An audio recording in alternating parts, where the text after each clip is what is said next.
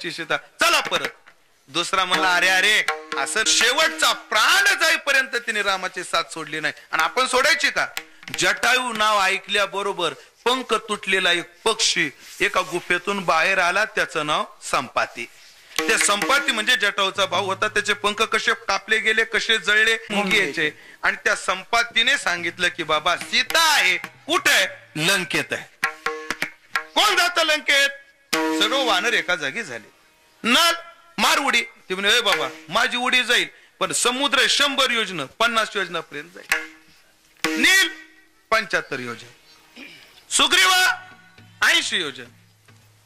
अंगद मार उडी. अंगद म्हणला उडी माझी पलीकडे जाईल पण मी परत पलीकडून इकडे येऊ शकणार नाही. काय? पलीकडे रावण आणि इकडे आहे राम. जोपर्यंत राम म्हणजे निष्ठा आहे आणि रावण म्हणजे अहंकार आहे. अंतःकरणात निष्ठा असते ना तोपर्यंतच माणसाची प्रगती होते. एकदा माणूस अहंकाराच्या राज्यात गेला मग त्याची प्रगती होत नसते. पण अंगदानं सांगितलं मी पलीकडे जाईल पण इकडे येता येणार नाही. मग म्हणे आता कोण राहिला आपल्या सगळ्यात जुनं कोण? जामवंत. जामवंत मारा उडी. जामवंत आले. अरे तुम्हाला काही वाटतं का?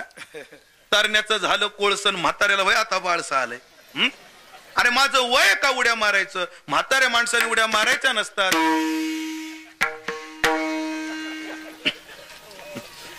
अरे आमचं का वय का उड्या मारायचं आता? म्हातारं म्हणलं महाराज तुम्हाला काय सांगू, एवढं जे कमावलं ना ते पठ्ठ्याने कमवलं आणि फुकट नाही कमवलं. हाडाची, रक्ताचं, दिवसाची, रात्रीचा. तुम्हालाही पक्क पाठ आहे. नसल पाठ पण तुम्हालाही पाठ आहे.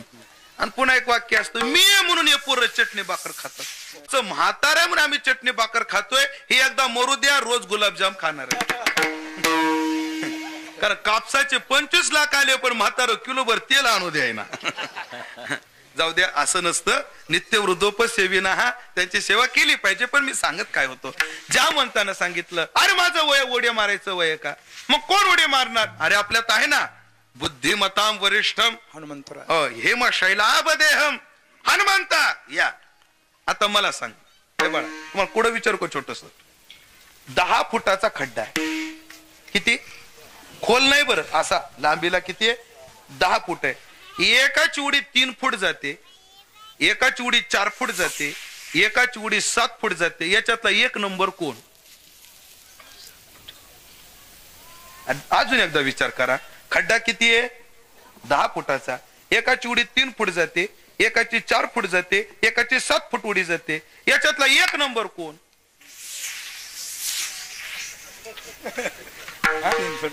का? अगदी बरोबर. 3 फूट गेली तरी खड्ड्यातच पडणार, 5 फूट उडी गेली तरी खड्ड्यातच पडणार, 7 फूट उडी गेली तरी खड्ड्यातच पडणार. उडी किती जायला पाहिजे? नाही 10.5 फूट. 10 फूट नाही, उडी किती पाहिजे? निदान 10.25 फूट तरी उडी गेली पाहिजे. सगळे रिजेक्ट झाले. हनुमंतरायाचा निर्णय झाला. हनुमंता सीता असं. आणि हनुमंतरायाने उड्डाण घेतलं आणि लंकेत गेले. हनुमंतराय लंकेत गेले आणि तिथे गेल्यावर लंका म्हणजे काय डुडुळगाव का केळगाव? लंकेमध्ये 9 कोटी घरं होती देवा. 9 कोटी 9 कोटी घराचं. आणि ती घरं म्हणजे 10 बाय 10ची नव्हती, मोठी मोठी घरं. मग एवढ्या मोठ्या शहरात सीता शोधायची कुठं? संपातीनं सांगितलं लंकेत आहे आणि आनंदाच्या भरामध्ये हनुमंतराने उडी मारली. भावार्थ रामानं तर असं म्हटलं लंकेच्या पुढे गेली म्हणून उडी पड लंकेत उडी गेली. हनुमंतराय लंकेत आले. हनुमंतरायनं विचार केला आपण तर लंकेत आलो पण सीता नेमकी लंकेत कुठे कळायला पाहिजे. कारण एकदा नारायण महाराज मी मुंबईत गेलो आणि घाटकोपरच्या स्टँडवर स्टेशनवर उभा होतो. एक माणूस मला भेटला. म्हणजे महाराज तुम्ही महाराज का? म्हणलं हो. कीर्तन करता का? म्हणलं हो. किती दिवसापासून करता? म्हणजे 10-15 वर्षापासून कीर्तन करतो. मुंबईत कधीपासून येता? 10-15 वर्षापासून. म्हणजे वर्षातून कितीदा येता? म्हणजे महिन्यातून 3दा येतो. मुंबईला मी महिन्यातून 3दा येतो. मग मुंबईतली तुम्हाला माहिती आहे का? हो बाबा माझ्या कामापुरती बरीचशी मला मुंबईतली माहिती आहे. मग एक विचारू का? विचारणं आमच्या गावचा रामभाऊ कुठं राहतो? म्हणलं कोणता रंभ? म्हणे टांगाळा. आपल्याकडे टांगाळा, काना, बडबड्या, बाताड्या, थापाड्या असं असतं. आता मला सांगा, असा रामभाऊ मला सापडणं शक्य आहे का? अरे असं नसतं. मुंबई फार मोठं शहर आहे. नेमकं कोणत्या भागात, कोणत्या गल्लीत, कोणत्या सोसायटीत, कोणत्या विंग मध्ये, त्याच्यामध्ये फ्लॅट नंबर कोणता हे सांगावं लागतं. काय फायदा राव तुमचं कीर्तन करून, एवढं म्हणून गेला पुन्हा. सांगण्याचं तात्पर्य, हनुमंतानं विचार केला, एवढ्या लंकेत सीता शोधायची कुठं? बरं, परत जाऊन यायला परवडत नाही. हनुमंतराय बुद्धिमतां वरिष्ठम आहेत, बुद्धीमध्ये श्रेष्ठ आहेत. हनुमंतरायनं विचार केला, सीता म्हणजे काय? रामाची बायको आहे, आणि ती का झोपटपट्टीत राहील का? पण हनुमंतानं लंकेतले आधी मोठे मोठे राजवाडे पाहिले, पण सीता सापडली नाही. परत हनुमंतरायनं विचार केला, अरे सीता भक्त आहे, भक्त बंगल्यात नाही, भक्त मंदिरात सापडतात. म्हणून रावणाने, आपलं हनुमंताने लंकेतली सर्व मंदिरं पाहिली. आता लंकेत मंदिरं कोणती होती? वेताळ, फेताळ असली मंदिरं होती, पण तरी सीता सापडली नाही. हनुमंतरानं पुन्हा डोकं चालवलं, अरे सीता म्हणजे वैष्णव आहे, आणि वैष्णव कुठे अन्य मंदिरात राहतात का? एक धरिल्याचे ते आम्ही रखुमाईचा पती, कोण्या तरी वैष्णवाच्या घरीच सीता सापडेल. म्हणून एखादं वैष्णवाचं घर आहे का हे पाहू लागले. आणि हनुमंतरायला एका दारामध्ये सुंदर असं तुळशी वृंदावन दिसलं. ते घर होतं बिभीषणाचं. पराया मुलकात गेल्यावर कसं काम करून घ्यायचं असतं नसतं. तुकोबाराय म्हणतात ते घर नाही, ती स्मशानभूमी आहे. जयाचे द्वारे तुळशी वृंदावन नाही, ते स्मशान गृह जाण. दारात तुळशीचं वृंदावन पाहिजे, निदान डबक्यात का होईना पण अडकवलेली तुळस पाहिजे. हनुमंतरायनं पाहिलं, अरे वा, वैष्णवाचं घर आहे. हनुमंतराय उतरले आणि खाली उतरून आतमधून आवाज आला, श्रीराम जय राम जय जय राम, श्रीराम जय राम जय जय राम. हनुमंतरायला एवढा आनंद झाला, म्हणे बाबा वैष्णव निघाला, तोही आपल्याच फडावरचा निघाला. दुसरा आनंद झाला. हनुमंतराय उतरले. आज जाऊन पाहतात तर बिभीषणजीचं भजन चालू आहे. बिभीषणजी भजन करतात, हनुमंतराय त्यांना भजन करू लागले. पुढं बिभीषणजी म्हणतात, श्रीराम जय राम जय जय राम. पाठीमाग हनुमंतराय म्हणायला लागले, श्रीराम जय राम जय जय राम. बिभीषणाने विचार केला, रोजचा काकडा, रोजचा हरिपाठ मला एकट्यालाच करावा लागतो, आज मला साथ करणारा कोण आहे? असं काय काय ठिकाणी असंच आहे, एकटाच माणूस असतो महाराज काकड्याला, एकटाच हरिपाठाला. पण आमच्या परभणी जिल्ह्यात एक वारकरी आहे, तो कुठेही सप्त्याला जातो, आणि त्याला जर जोडीदार कोणी नसला काकड्याला, तो एकटाच माईक लावून काकडा करतो. पण त्याची गंमत अशी आहे, काकडा करायला एकटा असतो, पण गावाला वाटतंय 2 जण आहेत. तुम्ही म्हणाल कसं काय? कारण तो पूर्वार्ध एका स्वरात म्हणतो, उत्तरार्ध एका स्वरात म्हणतो, 2 आवाज काढतो. उदाहरण असं, योगी दुर्लभ तो म्या देखिला साजनी, पाहता पाहता मनान पुरे धनी, असा दुसरा आवाज काढतो. असताना एक असतो आणि बाहेर मात्र 2 वाटतो. म्हणजे बघा बरं कशी झाकली मूठ 1.25 लाखाची ठेवतो, जाऊ देत नाही. असे काही गोड असतात.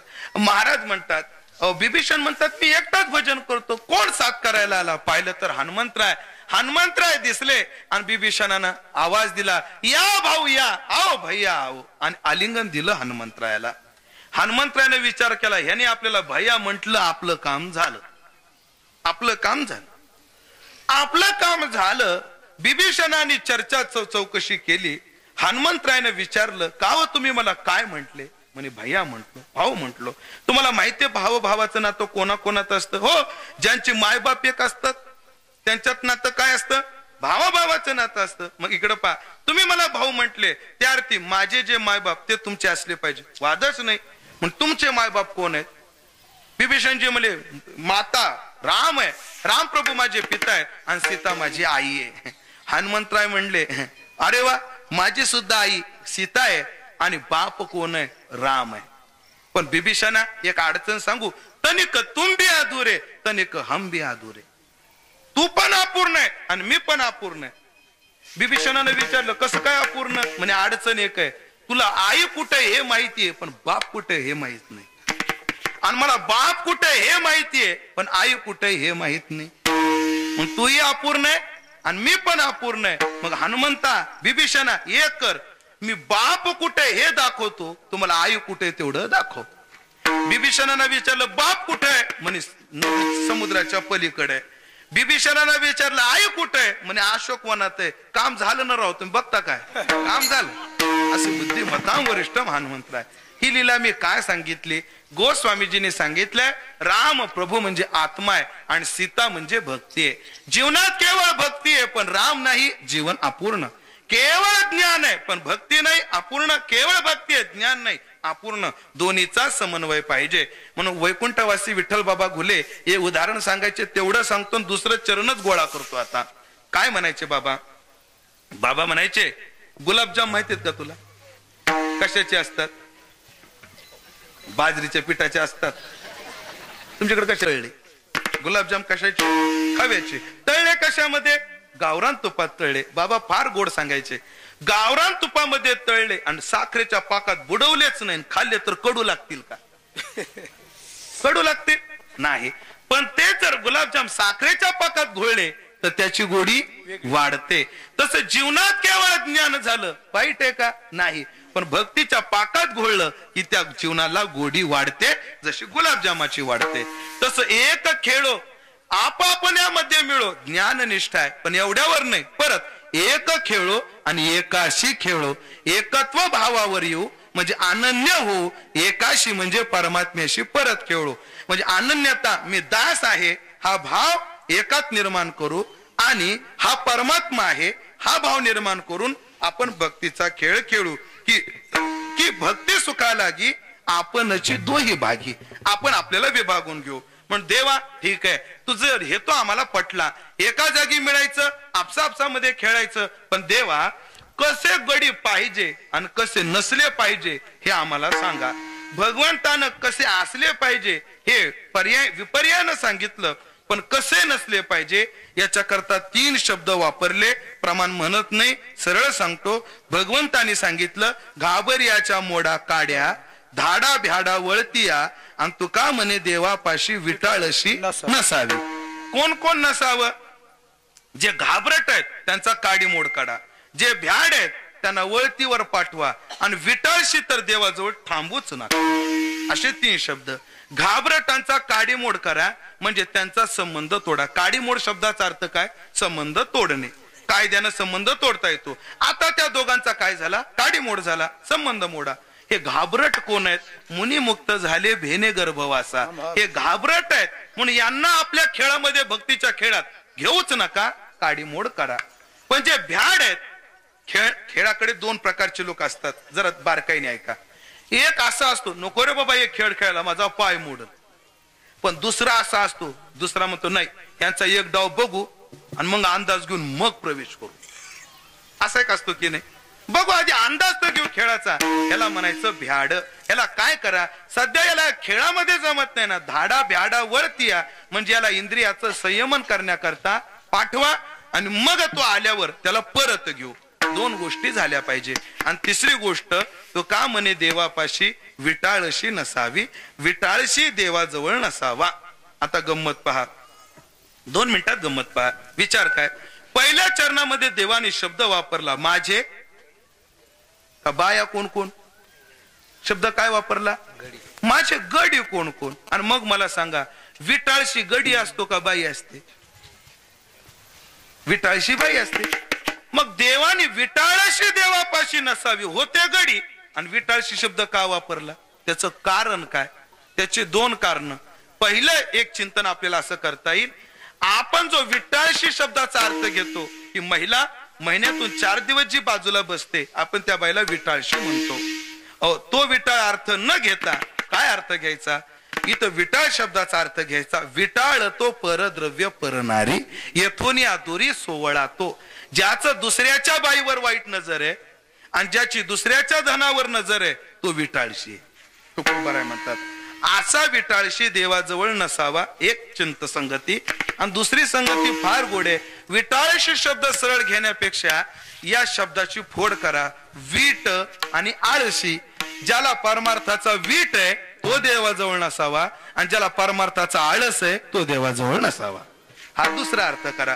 परमार्थाचा वीट. काही लोकांना वीट आहे की नाही परमार्थाचा? फार परमार्थाचा वीट आहे. काही ना वीट नाही पण आळस आहे. पण देव म्हणतात माझ्या भक्तीच्या खेळात विटाळी नको. वीट ज्याला परमार्थाचा आहे तोही नको, जो आळशी आहे तोही नको, जो घाबरट आहे तोही नको, जो भ्याड आहे तोही नको. कारण नायमात्मा बलहीन लभ्य, हा परमात्मा बलहीनाला प्राप्त होत नाही. असे मोडा. मग याचा विपर्यास करा. जे घाबरट नाहीत ते माझे गडी आहेत, जे भ्याड नाहीत ते माझे गडी आहेत, आणि ज्यांना परमार्थाचा वीट नाही ते माझे गडी आहेत, आणि जे आळशी नाहीत ते माझे गडी आहेत. देव अशी आहेत तरी कोण. तुकोबरायचं दुसरे चरण म्हणू आणि भावार्थ संपू. दुसरं चरण काय महाराज म्हणतात, हो करती नामाचे चिंतन गडी कान्होबाचे ध्यान.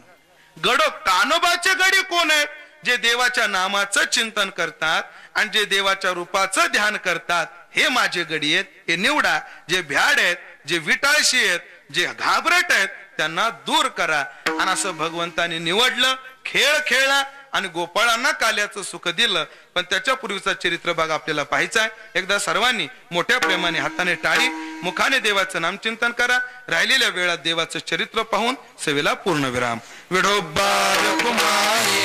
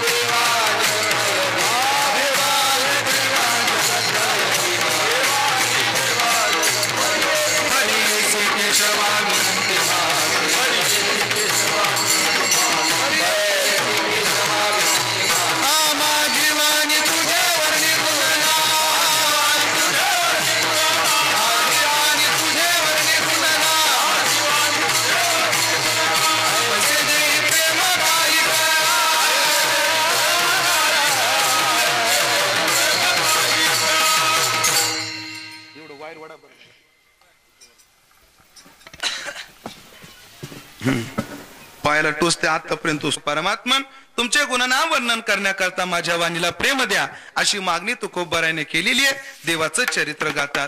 देवाचं चरित्र माय बापाच्या लग्नापासून चालू होतं. कंसानं आपली देवकी नावाची बहीण वसुदेवाला दिलेली आहे. लग्नाला मुलीला वाट लावत असताना कंस स्वतः रथावर आरूढ झालेला आहे, स्वतः लगाम घेतलेला आहे. आकाशाच्या वाणीने सांगितलं 8वाईचा पोरगा मारणार आहे. मारायला धावलेला आहे.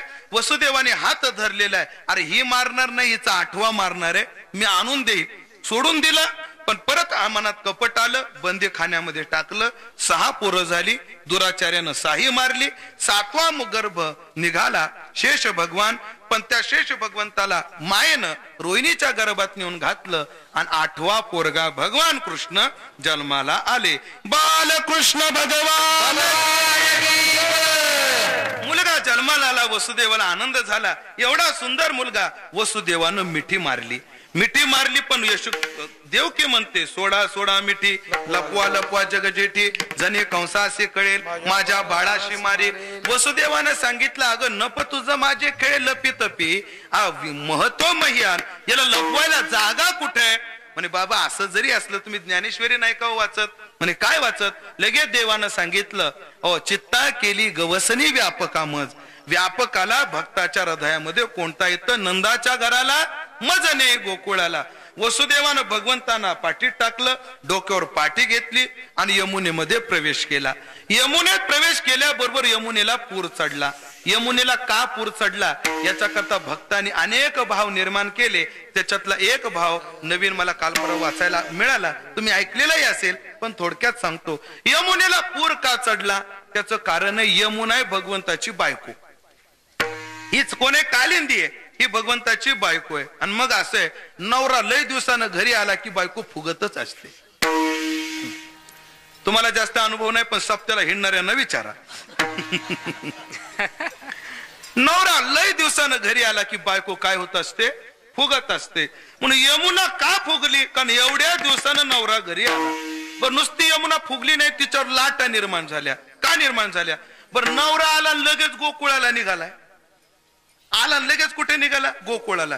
एक तर लय दिवसानं घरी आला आणि लय दिवसानं घरी आल्यानंतर परत निघाला. मग बायको हजार प्रश्न निर्माण करते. कालच गेले होते, आजच आले ना, लगेच जावं लागेल का? असं कुठं असतं का? असं हिंडायचंच होतं तर लग्न कशाला केलं? जायचंच वा पाहिजे का? देऊन देऊन तर काय देणार आहेत? कालचं पाकिट काय?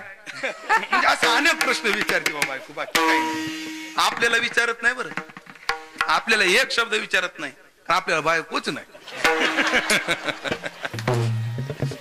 आणि मग यमुनेनं हजार प्रश्न विचारले. का हो आता चाले लगेच निघाले, ही काय पद्धत झाली का? असं कुठं असतं का? हे काय असतं का? म्हणून यमुनेच्या लाटा म्हणजे तिनं विचारलेले प्रश्न आहेत.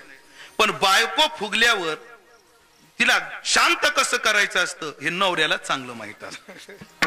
तुम्हाला एक सूत्र सांगतो. जसा नवरा लय दिवसानं घरी आल्यावर बाईला वाटतं घरातच राहावा, पण एक क्षण असा असतो तेव्हा बाईला वाटतं नवऱ्यानं अजून तासभर बाहेर राहावं. तो क्षण कोणता असतो? जेव्हा तिची जीवा भावाची मैत्रीण असली घरात तर तिला वाटतं नवऱ्यानं आमच्या गप्पा हुस्तर बाहेरच थांबा. वाटतं का नाही? तुम्हाला माहिती असू द्या. एक क्षण असा असतो की नवरा जर घरी आला लय दिवसानं, पण घरामध्ये जर जीवा भावाची मैत्रीण आलेली असली की तिला वाटतं नवऱ्यानं कुठं तरी बाहेर जावं. मग ती आल्याबरोबर नवऱ्याला म्हणते, अहो तात्याचा फोन 3दा आला होता, जा बरं नेमकं काय काम आहे बघून या. ती नवऱ्याला बाहेर काढते. भगवंतानं विचार केला, यमुनेला पूर चढला, सध्या बायको फुगलेली आहे. मग काय करावं? भगवंतानं तिला दाखवला पाय. पाय दाखवला म्हणजे काय? भगवंताच्या पायामध्ये गंगा, आणि गंगा यमुनेची कोण आहे? मैत्रीण आहे. यमुनेला गप्पा मारायला यमुनेला तिची जीवाभावाची मैत्रीण गंगा गप्पा मारायला भेटली. यमुना वसरली. यमुना म्हणली हा पुढं जाऊन या, नेमकं काय काम आहे गोकुळात बघा. यमुनेनं वाट दिली. भगवान गोकुळात गेले. गोकुळात गेले. सगळ्या नारी निद्रिस्त होत्या, सगळे झोपलेले होते. कारण तिथं होती माया. जिथं माया असते तिथे झोप असते, जिथं देव असतो तिथं सर्व जागृत असतं. मग एक पहा गंमत, पहा बारीक पहा. इकडे माया होती म्हणून सगळे झोपलेले आहेत. इकडे माया होती म्हणून सर्व झोपलेले आहेत. आणि इकडे अससी मने रक्ष पाळते म्या मोहिले सकळ. देवानी तिकडे झोपवलं होतं. तिकडं कोण आहे? मग ऐका, गोकुळामधली जी समाधी आहे ती मायेचा परिणाम आहे. म्हणजे मोहात्मक मोहात आहेत म्हणून मूढ झोपेमध्ये आहेत. पण मथुरेतले जे लोक झोपलेले आहेत ते झोपलेले नाहीत, परमात्म्याच्या अस्तित्वानं भाव समाधीत गेलेले आहेत. भाव समाधीत गेलेले. मग इकडे काय झालं? वसुदेवानं कृष्णाला ठेवलं, माईला घेऊन निघून गेले. पुढचा प्रकार माहितीये. भगवान जन्माला आले. सगळ्या गोकुळात कळालं. गवळण म्हणती गवळणीला पुत्र झाला यशोदेला, एक धावी एकी पुढे, ताटी वाटी सुंटवडे. मग सगळ्या गोपिका नटून थटून निघाल्या. कशा नाही निघाल्या? बरं डोळ्यात चिपडण नाकात मेकडा अशा नाही निघाल्या. चांगल्या सुंदर स्नान करून भारी भारी साड्या नेसून नटून थटून निघाल्या. वर्णन कशी आहेत?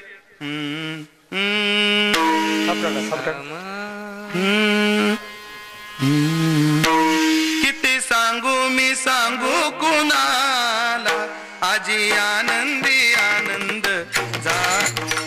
मूळ जरा मूळ सा. किती सांगू मी सांगू कुणाला, आजी आनंदी आनंद झाला, आजी आनंदी आनंद झाला. अष्टमीच्या रात्री ग यमुनेच्या काठी गोकुळ अवतरले. हसू गाऊ तालात नाचू गाऊ तालात पैंजण थर थरले. काना दिसतो उठून गोपी आल्या नटून, काना दिसतो उठून गोपी आल्या नटून. नव्या नवतीचा शृंगार गेला, आजी आनंद आजी आनंद. किती सांगू मी सांगू कोणाला, किती सांगू मी सांगू कोणाला, आजी आनंद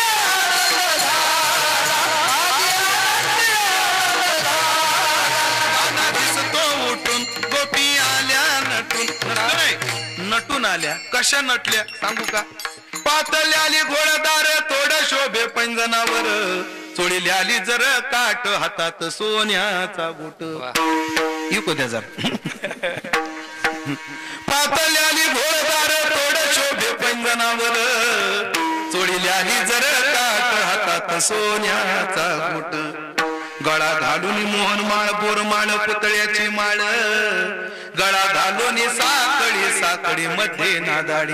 बोट भरली बिलवर शिल्वरान, भांग भरला मोत्यानं, नाकात नत सरजाची नती मध्ये लाल कडा. कानात शोभे जुबा बाईच्या माझ्या, कानात शोभे जुबा बाईच्या माझ्या, नाकामध्ये मेहबूबा. हे आपलं नाही बाबा, हे आपलं नाही बरं, पण जरा चांगलं होतं म्हणून दुसऱ्याचं घेतलं थोडं, हरकत नाही. अशा नटून तटून गोपिका निघाल्या. गोपाळ म्हणले आई अगं संक्रांत नाही, भाऊबीज नाही, तू एवढी नटली का? अरे नटली म्हणजे यशोदेला पोरग झालं. गोपाळ म्हणले तुम्हाला आनंद झाला ना, आम्हाला नाही का आनंद झाला? गोपाळही सुंदर शृंगार केला गोपाळांनी. सगळे गोपाळ पळत नंदबाबाकडे गेले. बाबा बाबा बाबा. अरे काय रे काय झालं? बाबा तुझ्या घरी पोरगा जन्माला आला, सगळं गोकुळ नटायला लागलं आणि तू का असा सुटकी बसला? नंद बाबाचं वय 90 वर्षाचं आहे, दाढी पांढरी आहे, मिशा पांढऱ्या आहेत, केस पांढरे आहेत. नंद बाबा म्हणतात अरे हे का माझं काय नटायचं वय आहे का? या वयात कुठं नटायचं असतं का? या वयात कुठं नटता येतं का? गोपाळ म्हणले बाबा नाही नाही नाही नाही, आम्ही तुला नटवणार, आम्ही सगळ्यात तयारीनं आलेलो आहेत. काय तयारीनं आले? लगेच एका गोपाळाने आपल्या खिशातली गोदरेज हेरडायची पुडी काढली. त्या गोपाळाने सुंदर असं कालवलं. नंदबाबाच्या दाढी मिशा काळ्या केल्या, नंदबाबाच्या तोंडाला फिरून लावली. फिरून लावली माहित नाही? फेरेन लावली, फिरून लावली.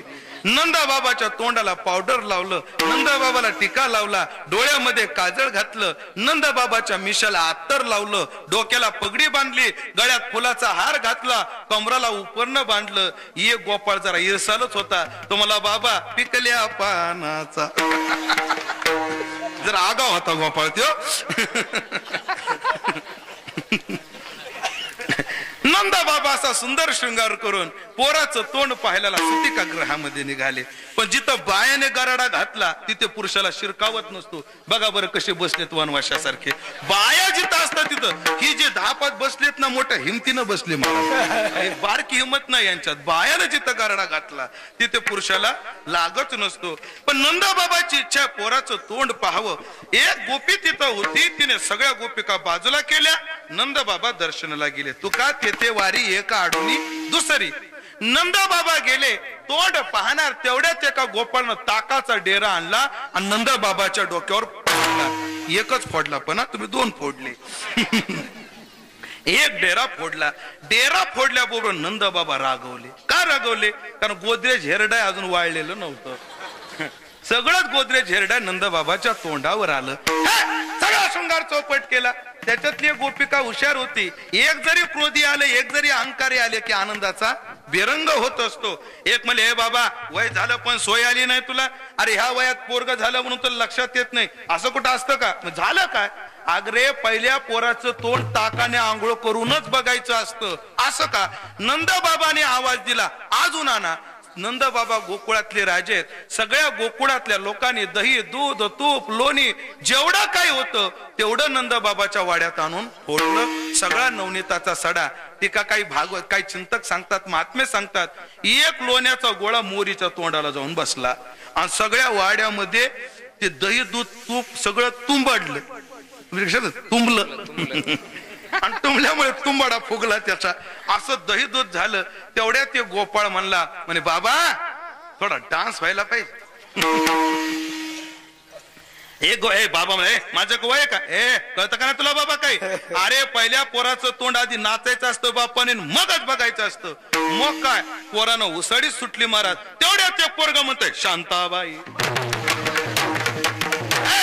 तसलं म्हणायचं नाही. तसलं म्हणायचं नाही, तसला डान्स करायचा नाही. मग लगेच एका पकवाजाला बोलवलं. आनंद बाबाचं वय झाल्यामुळे पकवाजाला सांगितलं त्रिताल धरा. आणि त्रिताल धरला आणि नंद बाबानं नाचायला सुरुवात केली.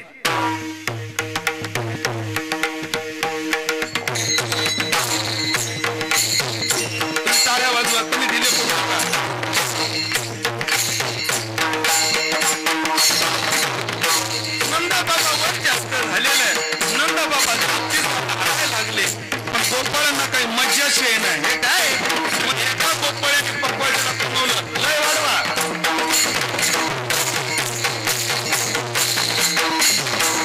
पकवायच्यानं लय वाढवली पण नंदा बाबा हाताचे ना. गोपाळाला वाटलं अजून लय वाढणार बाबा नसतील, अजून लय वाढवा. टाळी टाळी अशी लय वाटली. असे नाचायला प्रयत्न केला. नंदा बाबाला काही नाचता येणार. एका गोपाळाने आपलं उत्पन्न घेतलं, नंदा बाबाच्या कमरेला लावलं. हे गोपाळ इकडं वळायचा, हे गोपाळ इकडं वळायचा. नंदा बाबा एवढे नाचायला लागले. अजून कोण कोण नाचू लागलं. दासू मूर्त्या नाचू लागल्या, परिवारे सहित उघडे नाचू लागली, मुसळं नाचू लागली, स्वर्गामध्ये अप्सरा नाचू लागल्या. सगळे नाचू लागले. आनंदी आनंद आनंद आनंद. ताई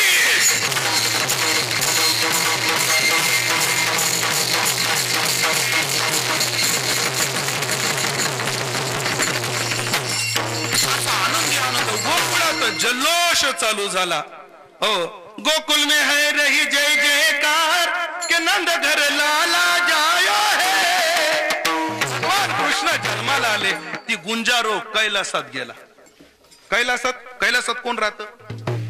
भगवान शंकर. मला वाटलं नरेंद्र मोदी म्हणता का काय. सध्या डोक्यात तेवढेच आहेत म्हणून म्हणलं. कैलास शंकर राहत, भगवान राहतात. शंकर भगवंतानं पाहिलं, अरे माझे आराध्य जन्माला आलेले निघाले. पार्वती मिल्यावर तुम्हाला काय कळतं का? एरवी घरी एक ठीक आहे, हा गळ्यामध्ये साप काय, अंगाला चिता काय, असं कुठं असतं का? अहो लोकांच्या घरी जायचं, बारशाला जायचं, लेकराच्या जन्म उत्सवाला जायचं, असं कुठं जायचं असतं का? जरा शृंगार करून जा. आता शिवजीचा शृंगार म्हणजे काय? लगेच त्यांनी मोकळ्या जटा गुंडाळल्या. झालं. गळ्यामध्ये साप, व्याघ्रांबर घातलं. ती म्हणजे अहो तुम्हाला काय कळतं का? माणूसात जाताना जरा नीट कपडे घालत जा. पण काय घालू? थांबा, हे व्याघ्रांबर काढा, मी माझी ओढणी देते, त्याची लंगोट लावून जा. म्हणून पार्वतीने आपल्या साडीचा एक कपडा दिला लंगोट लावायला. कोणाला? त्या भोले बाबाला. आता लंगोट लावायला कपडा झाला, पण करदोडा कुठे? करदोडाच नाही. तिथे एक साप होता बारका. लगेच शंकर भगवान तो साप घेतला, कमराला गुंडाळला आणि त्याला अडकून लोंगोट तयार केला. आणि इकडे तर चालूच होता नंदबाबाच्या घरात सगळा आनंद कल्लोळ चालू होता. आणि शिवजी बाबा त्या आनंदामध्ये आले. पण नंदबाबाच्या दारावर गरुड आणि हनुमंत उभे होते. त्या कमराच्या सापानं गरुडाकडे पाहिलं. त्या गरुडाकडे पाहिलं. सापलं तुम्ही जा बाबा, मी नाही जाणार. आणि साप निघून गेला. एकटाच नाही निघून गेला. आणि मग दारामध्ये गोपिका नंद बाबा यशोदेला सांगते, यशोदा मैया द्वारा एक बाला जोगी आयो. अगं एक दारामध्ये जोगी आलाय, अंगाला भस्म लावलेलं, डोक्याला जटाय, आणि तुला सांगते यशोदे एवढा कपडा सुद्धा नाही गांगाव त्याच्या. असं कुठं असतं का? यशोदा म्हणले बाई कोण कुठाला मस्तून जोगी त्याला घरात येऊ देऊ नका. नंद बाबाच्या दारात भगवान शिवजी दारात आराधना करता. देवा कधी दर्शन द्याल, कधी बालमूर्तीचं दर्शन द्याल? 3 दिवस नंद बाबाच्या दारात शिवजी बसले. ती कथा आता आपण पुढे नेऊ, आधी जन्म उत्सव साजरा करू. नंद बाबा जे नाचायला लागले ना, ते दही दूध तुंबलेलं माहितीये का नाही तुम्हाला? तुम्ही मोकळं केलं तुंबलं आणि त्या दही दुधाचा क्षीर समुद्र झाला. नंद बाबा मधात, गोपाळ इकडे वडायचे, इकडे दुसरे गोपाळ वडायचे. आणि नंद बाबा असे रवी सारखे फिरायला लागले. नंद बाबा रवी सारखे फिरायला लागले. आणि बाहेर बसलेल्या शंकरजीला टेन्शन आलं. शंकरजीला का टेन्शन आलं? शंकरजीने विचार केला, माग क्षीरसागराचं मंथन झालं, त्याच्यातून विष निघालं तर ते मला प्यावं लागलं. याच्यातूनही विष निघालं तर करू काय? म्हणून शिवजीला टेन्शन आलं. पण भगवंताने खुणवलं, शिवजी तुम्हाला टेन्शन नाही. जसं त्या क्षीर समुद्र मंथनातून विष निघालं, तसं याच्यातही विष निघणारे पूतना घेऊन येणार आहे. पण आता तुम्ही नाही, आपकी बात. म्हटलं मोदी सरकार म्हणता का काय? आता मेरी बारी आहे, मी पिणार. शिवजीचं झालं. लक्ष्मीचा चेहरा पांढरा पडला. लक्ष्मीचा चेहरा का पांढरा पडला? लक्ष्मीने विचार केला, तेव्हा समुद्र मंथन झालं तेव्हा मी निघाले तर मला हे पती मिळाले. आता जर दुसरी निघाली तर मला सवत होईल ना. भगवंताने सांगितलं, लक्ष्मीबाई एकच नाही निघणार, 16,107. 8वी ये ना. 16 16,107 निघणार आहेत, पण एकला जेथे तेथे 16 सहस्त्र घरी. असा भगवंताचा जन्म उत्सव साजरा झाला. भगवान थोडे लहानाचे मोठे झाले, रांगायला लागले. रांगता रांगता उंबरा सरता टेका धरायला लागले. टेका धरता धरता उभे राहायला लागले. आणि बाहेर जाऊन त्यांनी एक फौज तयार केली. तुझं नाव काय रे? तुझं तुझं तुझं तुझं तुझं तुझं तुझं तुझं रे. बाकीचे गोपाळ लई बरेच बस झाले एवढे गोपाळ. असे गोपाळ गोळा केले आणि भगवंताने सांगितलं, का रे गोकुळात एवढं दही दूध तुपलोणी असताना तुमची तब्येत अशी का? म्हणजे काय करावं देवा, दूध जातं डेअरीला, चटणी भाकर नेरीला. आता असं नाही खायचं. आईला एक गोपाळ म्हणला, कृष्णा चोरी करणं चांगलं आहे का? ते चांगलं का वाईट नंतर पाहायचं, आधी करायच्या. आणि भगवंताने चोऱ्या चालू केल्या, गोकुळात चोऱ्या चालू झाल्या. पण आज जरा मी तुम्हाला उलट सांगणार आहे. पण चोऱ्या झाल्यानंतर गोकुळामध्ये भगवंताच्या खोड्या सांगायला यशोदेच्या दारात ज्या बाया आल्या, गोपिका आल्या दाराने सांगायला. त्या कोण आल्या? ज्यांच्या घरी चोरी झाली त्या नाही आल्या, ज्यांच्या घरी चोरी झाली नव्हती त्या यायच्या. तुम्ही म्हणाला असं का? मी तुम्हाला तुकोबराच्या प्रमाणाने पटवून देतो. असं का? त्याच कारण आहे का? तुकोबारा म्हणतात भगवंताच्या हाताची जादू अशी आहे, जेथे लागे हात वाढते नवनीत. परमात्म्याचा हात जिथे लागतो ना तिथं लोणी वाढत राहतं. मग ज्या घरात भगवान गेले त्या घरातलं लोणी संपल का? वाढल. आणि वाढ झाल्यावर कोणी तक्रार करायला येईल का? कोणीच येणार नाही. कल्पना करा, आपण उदाहरण सांगतो. तुमचं गाव कोणतं आहे? आंबेसावळी. ह्या गावात तुमचं घर आहे. घरामध्ये घराला दार आहे, घरामध्ये कपाट आहे. कपाटात पैसे आहेत नाही? असतील ना थोडेफार तरी. आहेत म्हणा. किती आहेत? असू दे, सांगू नका, सांगू नका. दुष्काळाचे दिवस आहेत, सांगू नका.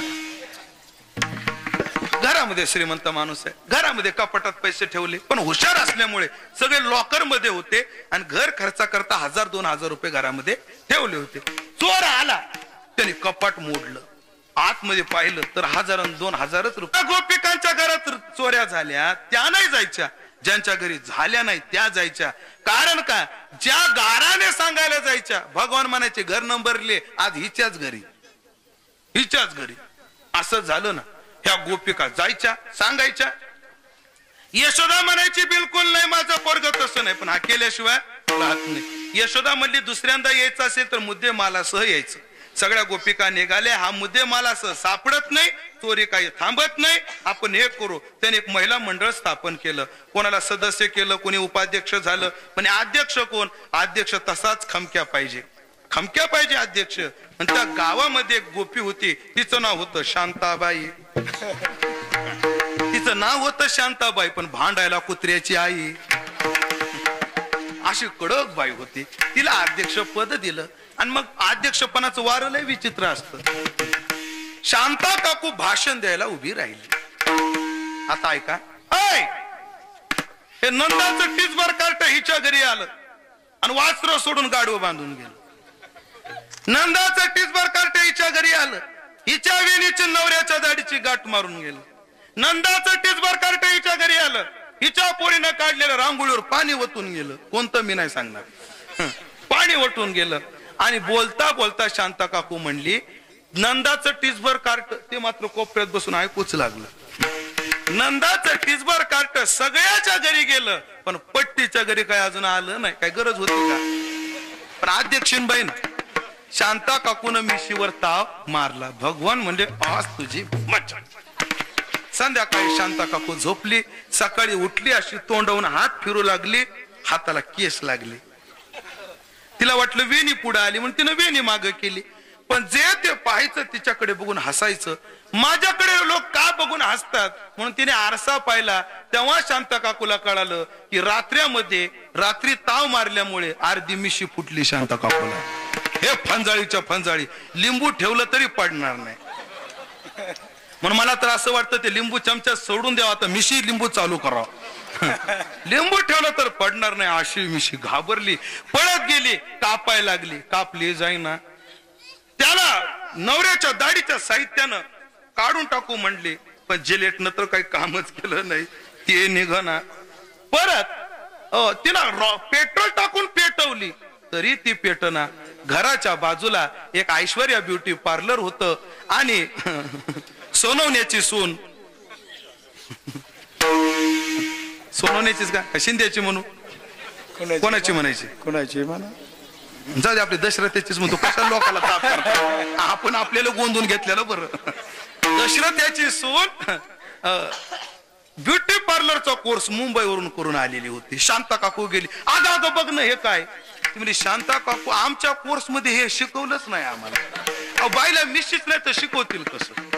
घरी आली, डोक्यावर पदर नाकापर्यंत घेतला, रडत बसली. तेवढ्यात नवरा आला. नवराला शांते, त्या काळातल्या नवऱ्यात तेवढा रुबाव होता महाराज, आता सारखं नव्हतं. कीर्तन सुटल्यावर घरी जात, बाळू बाळू गणू मी आलो. आणि गणू जेव्हा असं करत की मग राहू दे गणू आज आखाड्यावर झोपतो. शांते घाबरली, काय बसली, काम नाही करत, भूक लागली मला, नेरी नाही केली. शांताबाई तोंडच दाखवेना. का दाखवेना? नवऱ्यानं तोंड उघडून पाहिलं तर फंजाळीच्या फंजाळी मिशी. का ग कसं काय आहे? जर काय माहित नाही, रामदेव बाबाचा योगा करून त्याचा साईड इफेक्ट झाला का काय? ते असं केलं नक जास्त होत, त्याचा साईड इफेक्ट आहे का काय? पण नाही हो, योगाची या वाटा जे रेगाले गा सुबटा, मी तिकडे गेलेलीच नाही. झालं कसं काय माहित? नवरा म्हणला तू कृष्णाची काय खोड काढली होती का? ती नाही हो, देवा शपथ नाही. पण एक सांगतो, ज्या गोपिका खोड्या सांगायचे ना त्यांची पोरं कृष्ण. हो, पहिले तर लोक म्हणायचे भिंतीला कान असतात, आता भिंतीला डोळे सुद्धा आलेत. मला सकाळचे व्हॉट्सअपवर क्लिप आली, लगेच त्यानं खिशातला स्मार्टफोन काढला, फोन ऑन केला, ऍप्लिकेशन उचललं, व्हॉट्सअपचं ऍप्लिकेशन आलं, ते ओपन केलं. त्याच्यामध्ये ग्रुप काढला, त्यांचा ग्रुप होता श्रीकृष्ण ग्रुप, ऍडमिन भगवान कृष्ण. तो ग्रुप ओपन केला, ती क्लिप चालू केली, ती जर आडवी केली, बापाला दाखवली, हो साऊंड थोडा वाढवला आणि ते भाषण चालू झालं.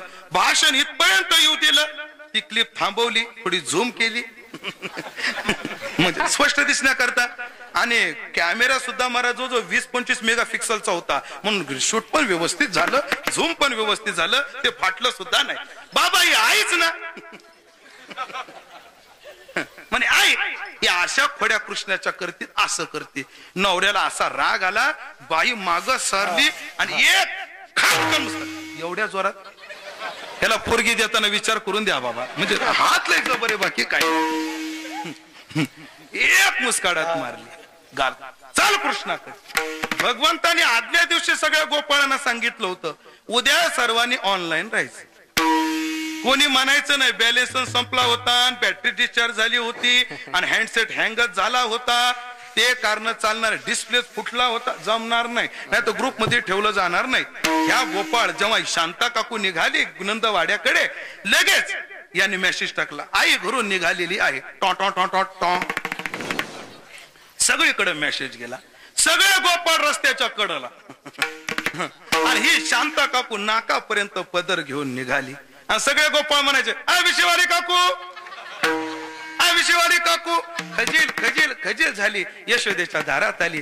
यशोदा म्हणते, यशोदेला आवाज दिला, यशोदे काय झालं शांता काकू आज सकाळी सकाळी? बघ तुझ्या पोराचा प्रताप. काय प्रताप? मला मिशी फुटली. यशोदा म्हणली, शांता काकू तुमचं जरा जास्त झालं, माझ्या पोरामुळे तुमची घागर फुटली मी ऐकून घेईल, पण माझ्या पोरामुळे तुम्हाला मिशा फुटायला लागल्या हे ना ऐकायची. परत खजील होऊन बाहेर आली, दारामध्ये कृष्ण उभाच होता. शांता काकू लाजली लाजली, हात जोडले, कृष्णा आता तुझ्या वाट्याला जाणार नाही. मग ऐका, आता लीला ऐका. न व्हावी ती कर्मे झाली नर नारी, अनुतापे हरी स्मरता मुक्त. भगवंताने मिशीतून मुक्त केली. ही लीला काय सांगते थोडं बारकाईने ऐका. जो कोणी देवाच्या सत्तेनं चाललेल्या कार्यामध्ये अहंकार धारण करील ना, हो त्याची अशी फजिती होते. नवराही मारतो आणि देवापशी फजिती, दोही ठाई फजित झाले. पारणे केले अवकाळा देवना संसार, दोही ठाई नाही थाट. संसारातही फजिती, देवापाशी फजिती. म्हणून तू का म्हणे नरकी घाली अभिमान, म्हणून कोणीही अभिमान धारण करू नये. म्हणजे सांगू का, मिशा ठेवत जा, पण मिशाला ताव मारी जाऊ नका, एवढं त्याचं तात्पर्य आहे. अशा अनेक लीला भगवंतानं केल्या. वेळ भरपूर झालेली होती. भगवान म्हणले आता पुढे बहुत करणे आहे, घरातच काहीतरी केलं पाहिजे. म्हणून एके दिवशी भगवंतानं घरात खोडी केली आणि यशोदेच्या लक्षात आलं खरंच पोरगा आपलं खोडकर आहे, याला गावात ठेवता कामा नये. कृष्णा उद्यापासून वनात जायचं. भगवान म्हणले सच्चा कार्यकर्त्याला काय कुठे जाऊन कार्यच करायचंय. मग वडोदरा काय आणि काशी काय. पहिले मी म्हणायचो बारामती काय आणि माढा काय. जाणकाराच्या लक्षात येईल, बाकीच्यांच्या लक्षात येणार नाही. यावं अशी अपेक्षाही नाही. भगवंताने आपलं कार्यक्षेत्र बदललं. भगवान वनात गेले. वनात गेल्यावर गोकुळामध्ये चाराच चारा होता, भरपूर चारा. 10 मिनिटात गायी तरबत्तर झाल्या. फावलेल्या वेळात काय करायचं. गोपाळ म्हणले कृष्णा आपण खेळ खेळू. आणि देवाने खेळ चालू केले. ऐका कोणते कोणते खेळ खेळे. झेला रे झेला,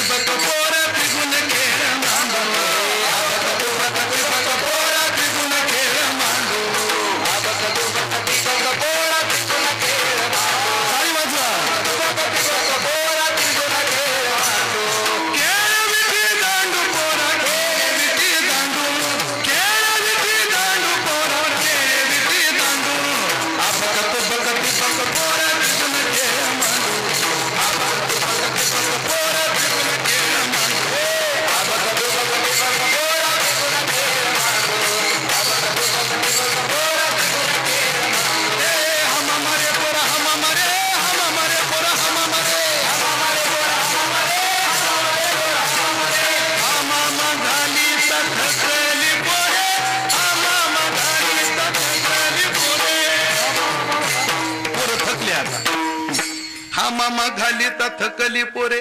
देवा किती वेळ खेळायचं. खांदी भार पोटी भूक, काय खेळायाचे सुख. संसाराचा भार वाहता वाहता खांदे दुखायला लागले. अहमाद्यास ममदाद्यास 2 खांद्यावर आहे. म्हणून तू का म्हणे माझे भार उतरले ओझे. लवकर भार आणि ओझ उतरवा देवा. पोटामध्ये भक्ती सुखाचा डोम उठलेला आहे, ते सुख आम्हाला द्या. भगवंताने सांगितलं रोज जशा शिदोऱ्या खातो तशा खायच्या नाही. सर्वांच्या शिदोऱ्या एका जागी करायच्या. सर्वांच्या शिदोऱ्याचा काला केला. कमळाच्या आकाराने सर्व गोपाळ बसवले. देवडे भगवान मध्यंतरी उभे राहिले. डाव्या हातावर प्रसादाचं टोपलंय, उजव्या हातात प्रसादाचा कवळ आहे.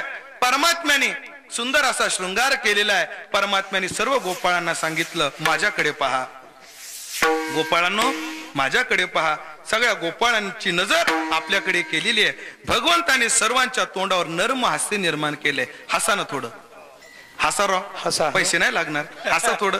असं हास्य निर्माण केलं आणि भगवंताने सर्वांना मोठ्या प्रेमाने गोपाळ काला वाटला. कुंडली श्री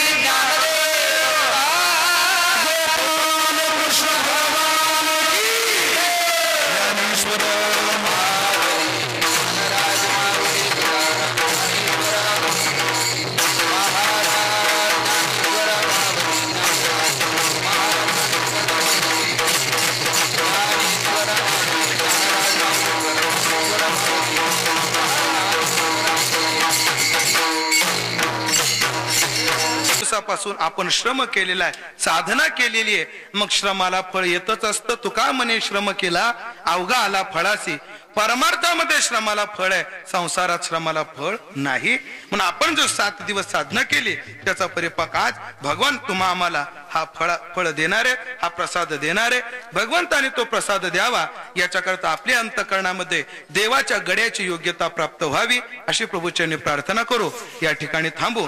उपस्थित सर्व भाविक मंडळी, ग्रामस्थ मंडळी, पंचकृषीतील भाविक मंडळी या ठिकाणी मोठ्या आनंदात जमा झालेली आहेत. ग्रामस्थ मंडळीच्या महत्यागातून या ठिकाणी या कार्यक्रमाचं आयोजन आहे. एवढे दुष्काळाचं सावट सध्या मराठवाड्यावर आहे, पण त्याला न जुमानता ग्रामस्थ मंडळीनं तेवढ्याच आनंदात तेवढ्याच उत्साहात सप्ताह पार पाडलेला आहे. मला आल्यावर कळालं सगळ्या गावाला दिवसातून 2दा जेवायला होतं. सामान्य गोष्ट नाही. मराठवाडा म्हणजे अन्नदानाच्या बाबतीत आगर आहे, आगर, वादच नाही. म्हणून एवढं अन्नदान, एवढं सुंदर कार्यक्रमाचं आयोजन, सर्व महाराज मंडळीचं मार्गदर्शन आहे.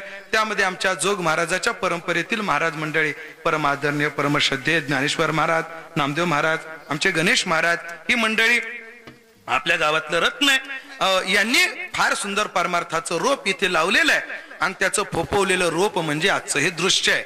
म्हणून त्यांच्याविषयी सद्भाव व्यक्त करतो. प्रभूने त्यांना उदंड आरोग्य आयुष्य द्यावं आणि त्यांनी दाखवलेल्या मार्गाचं अनुसरण करण्याची बुद्धी सर्वांना द्यावी अशी प्रार्थना करतो. सर्व गुणीजन मंडळी, महाराज मंडळी आहेतच. सर्वांचा मला नाव निशा परिचय नाही, पण सर्वांविषयी सद्भाव व्यक्त करतो. त्यात आज माझ्यासोबत आलेले आमचे संगीत विशारद हरिभक्तीपरायण प्रवीणजी महाराज सोळंके सादोळा, फार मोठं नाव त्यांचं उभ्या महाराष्ट्रात आहे. पुणे मुंबईमध्ये 8-10 ठिकाणी त्यांचे क्लास चालू आहेत. असं संगीत विशारद आहेत, फार मोठं संगीत क्षेत्रातलं नाव आहे. ती आज या ठिकाणी उपस्थित आहेत. त्यांच्याविषयी सद्भाव व्यक्त करतो. सर्व भाविक मंडळी यांच्याविषयी सद्भाव व्यक्त करतो. बोलण्याच्या ओघात जरा काही वयाची मर्यादा सोडून आगाऊपणानं बोललो असेल माफी मागतो. पण काय नसतं, आजचं कीर्तनच असं असतं. आज असं थोडंफार बोलावंच लागतं, म्हणजे बोललं जातं, बोलावं लागतं असं नाही. म्हणून जे काही बोललो असेल माफी मागतो. सेवेला पूर्ण विराम देतो. फक्त एक विनंती करतो आणि सेवा संपवतो. विनंती काय, आज उभ्या महाराष्ट्रामध्ये दुष्काळ फार बिकट आहे. पाण्याची अडचण, चाऱ्याची अडचण, सगळ्या अडचणी सध्या माणसाच्या लोटच्या लोट पुणे मुंबईकडे यायला लागलेले. एवढं वाईट वाटतं. आळंदीमध्ये सकाळी 7 वाजता जर तुम्ही चाकण चौकात उभे राहाल तर 500 ते 600 माणसं जेवणाचा डबा घेऊन उभे असतात, आम्हाला कुठंतरी काम द्या म्हणून. इतकी बिकट परिस्थिती आहे सध्या. औरंगाबाद मधल्या MIDC पाण्याअभावी बऱ्याचशा कंपन्या सध्या बंद केलेल्या आहेत. पण एवढी वाना सध्या दुष्काळ फार फार बिकट आहे. दळणवळणाची साधनं झाली म्हणून आपल्याला थोडंफार बरं वाटतंय. जुन्या काळात जर 72च्या काळात असा दुष्काळ पडला असता तर एकही माणूस जगला नसता महाराज. 72च्या काळाच्या मनात तो दुष्काळ होताच, वादच नाही. पण त्याची झळ आता जेवढी आहे तेवढी नव्हती. पण आता काय जाणवत नाही, कारण सध्या दळणवळणाची साधन आहेत. आज सरकार मायबाप आपल्याला जर प्यायला पाणी जर नाहीच पुरलं आपल्या भागातलं, तर उत्तरेतून रेल्वेनं पाणी आणायची योजना करत आहे. रेल्वेनं पाणी येणार आहे आपल्याला प्यायला उत्तरेतून. इतकी योजना सध्याच्या सरकारनं करू पाहिलेली आहे. फक्त नदी जोड प्रकल्प जो आहे याला लवकर मूर्तरूप यावं अशी अपेक्षा आहे, फार इच्छा आहे. पण काय करावं. एक आहे, काल परवा तुम्ही लोकसभेतलं नरेंद्र मोदीजीचं व्याख्यान भाषण ऐकलं असेल तर तुमच्या लक्षात येईल. मी कोण्या पक्षाचं नाही बरं, मुळात एक सांगतो. तुम्ही म्हणाल हा जरा भाजपाचा दिसतो, असलं काही नाही, मी कोण्याच पक्षाचा नाही. पण त्यांनी एक वाक्य वापरलं. त्यांनी विरोधकांना एक वाक्य असं वापरलं, बाबा आम्हाला काम करायचंय, तुम्ही आम्हाला मदत करा, तुम्ही काम करू द्या. आणि तुम्ही काम करू देत नाही त्याचं कारण वाईट आहे. आम्ही चुकीचं काम जर करू लागलो तर तुम्ही जरूर विरोध करा. पण तुम्ही विरोध का करता त्याचं कारण एक आहे, आमच्यापेक्षा चांगलं काम यांनी केलं त्यांना श्रेय जाईल हे तुम्हाला भीती आहे म्हणून तुम्ही विरोध करताय. सध्या तुम्हाला त्रास आमच्यापेक्षा दुसऱ्याची शर्ट पांढरा काय याची अडचण आहे. फार गोड भाषण आहे. जर व्हॉट्सअप आपलं युट्यूबवर जर मिळालं लाईव्ह ऐकाच, एकदा जरूर ऐका. फारच गोड भाषण आहे. फार बिकट परिस्थिती आहे. म्हणून चंद्रशेखर महाराज देगलूरकर फार मोठं विद्वानातलं नाव आहे. मुकुंद काका जाटदेवळेकर फार मोठं विद्वानातलं नाव आहे. यांनी काशीचे गणेश्वर शास्त्री द्रविड यांना विचारलं की बाबा या दुष्काळ मात करण्याकरता काय केलं पाहिजे. आधी भौतिक उपाय केले पाहिजे, आपण वृक्ष लावले पाहिजे, पाणी जिरवलं पाहिजे, जमिनीची धूप कशी होईल याची काळजी घेतली पाहिजे. हे आधी भौतिक उपाय झाले. पण आधी दैविकही काही उपाय आम्हाला सुचवा असं त्यांनी काशीच्या गणेश्वर शास्त्र्यांना विचारलं. त्यांना मुख्य अट घातली, साधन सोपं असावं, फुकट असावं, पैसे लागणार नसावं. कारण त्या साधनेला सध्या लोक पैसे देऊ शकत नाही. एखादा यज्ञ करायचा ठरला, नाही आम्ही पैसे गोळा करू शकत, सोपं काहीतरी साधन सांगा. तेव्हा त्या गणेश्वर शास्त्रींनी एक साधन सांगितलंय. येणारी प्रतिपदा म्हणजे गुढीपाडवा, गुढीपाडवा ते द्वादशी या 12 दिवस म्हणजे 12 द्वादशीच्या रात्रीपर्यंत 12 दिवस आपल्या गावात जे काही शंकराचं मंदिर असेल त्या मंदिरात अखंड पाण्याची धार आणि ओम नमो शिवाय नावाचा जप अखंड करायचा. 12 दिवस करायचा. काय नाही, 2-2 माणसाच्या बाऱ्या लावायच्या, एकाने पाणी धरायचं, एकानं पुढं म्हणायचं, एकाने पाठीमागं म्हणायचं. आणि पाण्याची दार लईच मोठी लावली पाहिजे असं काय नाही. थेंब थेंब पाणी जरी शंकराच्या पिंडीवर पडलं तरी चालेल. असं 12 दिवस अनुष्ठान घडले पाहिजे.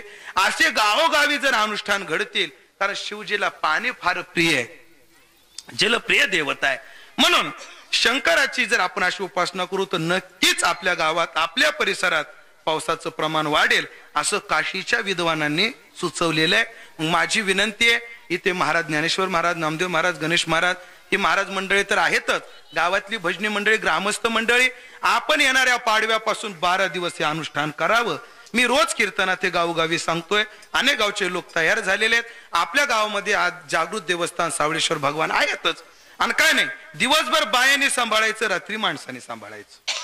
दिवसभर बायांचे नंबर, एकीनं पाणी धरायचं, एकीनं पुढं म्हणायचं, एकीने पाठीमागं म्हणायचं. काहीच अवघड नाही, पैसाही लागणार नाही. म्हणून एवढं साधन सर्वांनी करावं अशी विनंती करतो. जे काय अपंगावर वेडवाकडं बोलू शकलो ते माझ्या वारकरी शिक्षण संस्थेतले गुरुवर्य, माझे गुरुवर्य संतवीर भंडातात्या कराडकर त्यांचं आहे. त्यांच्या पवित्र पदकमली समर्पित करतो. उपस्थित भाविक, सज्जन, गायक, वादक, कीर्तनकार, प्रवचनकार सर्वांविषयी सद्भाव व्यक्त करून वाणीला पूर्ण विराम देतो. एकदा सर्वांनी मोठ्या प्रेमाने हाताने टाळी आणि मुखाने तुकोबारायचं नामचिंतन करायचंय. आपली चिंतन सेवा समाप्त. सर्वांनी टाळी वाजून भजन करायचंय. तुकाराम तुकाराम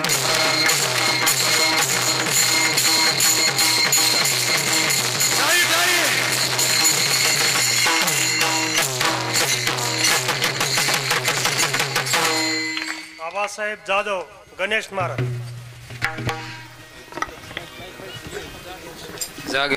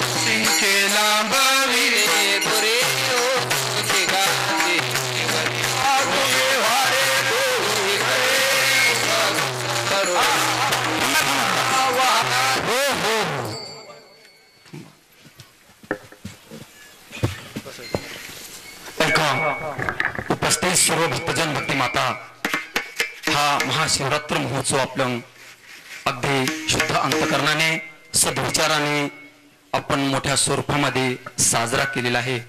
हे 11वं वर्ष या ठिकाणी.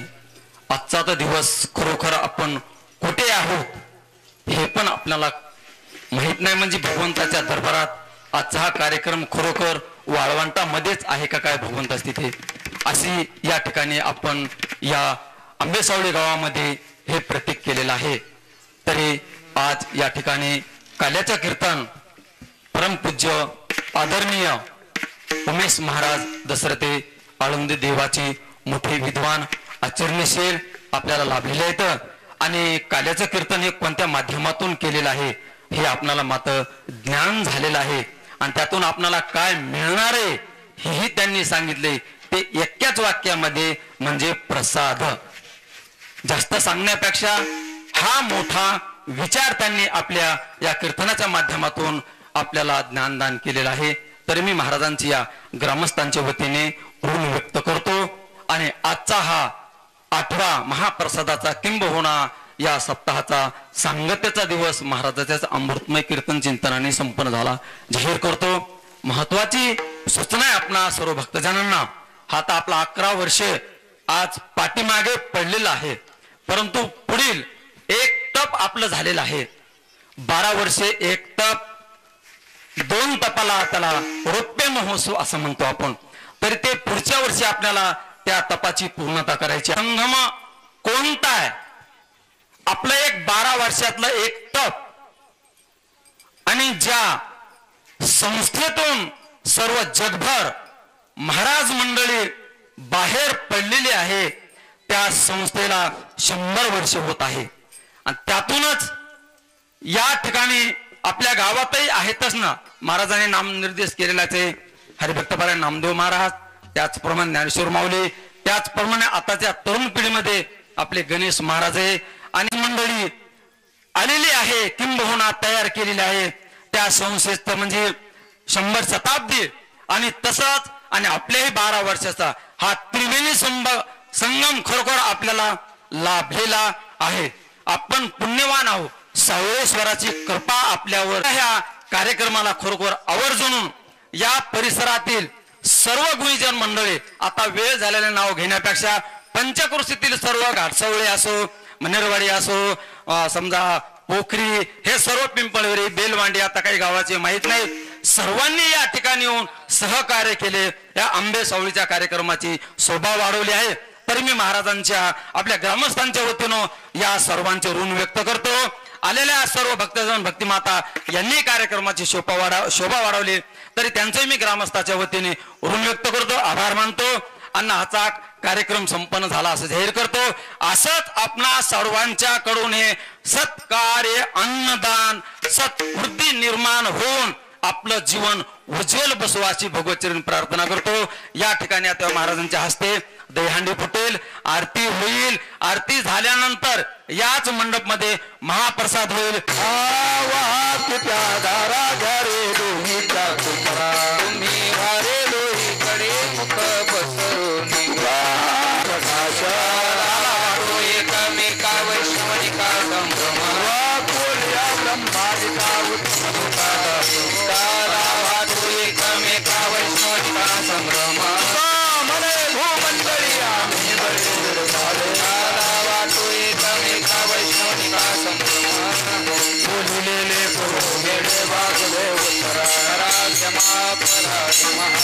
तुम्ही नाही